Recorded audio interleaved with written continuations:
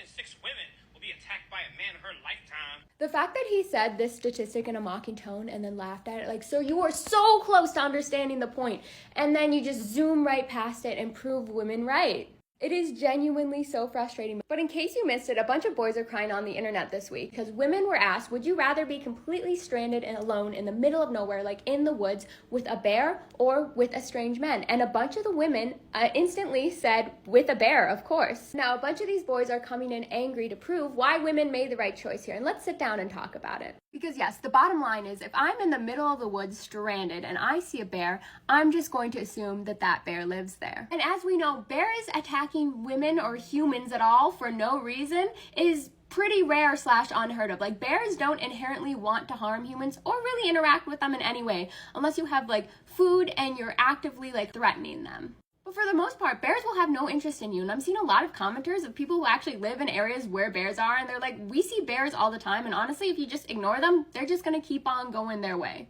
However, women know statistically that is not the case with men, okay? You see a random man on the street, a lot of times he's not just going to leave you alone. And if men are comfortable doing that stuff in a public city street, imagine running into one in the middle of nowhere, stranded in the wilderness. In fact, one of the most famous short stories ever written, The Most Dangerous Game, is literally about this scenario. There is nothing more dangerous than a man in the middle of the woods. And you couple it on the statistic that this man almost got right, where 1 in 5 women experience attempted or completed R word in their lifetime, not just essay, R word specifically. And then 81% of women, and yes, 43% of men, but perpetrators are usually still 98% men, will experience some sort of SA in their lifetime. And yes, if you need more reason, if I see a bear in the woods, the worst thing that bear is going to do to me is unalive me.